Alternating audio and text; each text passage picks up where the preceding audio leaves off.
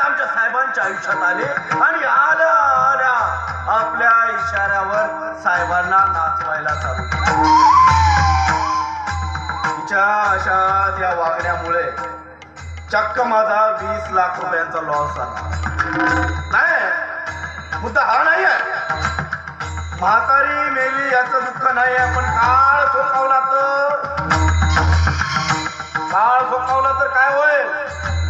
तिच्या शब्दांनी परावून साहेबांचं लक्ष जर त्या कंपनीमध्ये गेलं तर माझा सारा भोंगळ कारभार साहेबांच्या नजरेत येईल. आणि असं जर का झालं तर साहेब माझ्या कमरेत लाथ मारून मला कंपनीतून बेदखल करून टाकतील. आणि अशा कोणामुळे भेटणार? अरे या दीड दवडीच्या या सुताराच्या पोरीमुळे. शिकर या घरात आल्या आल्या तू पहिला शब्द मला देणार आणि तुला काय वाटलं तो शह मी स्वीकार. अरे तुझ्या पंचगार तुला माहित आहे हा बकरांना मराठे म्हणजे एक भ्रमर आहे. भ्रमर आणि भ्रमर म्हणजे काट्यांना बाजूला काढून फुलांचा मधुरस पिणारा भुंगा.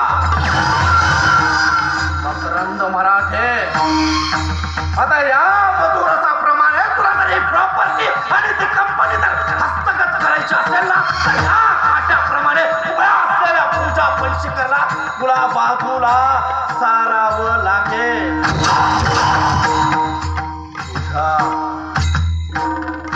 आता तुला कळेल या मकरंद मराठेचं असली. तू बघतच राहा तुझ्या आयुष्याची तुझ्या नजरेच्या समोर कशी राख रांगोळी करतो ते.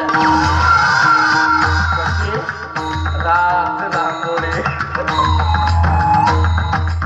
दत्त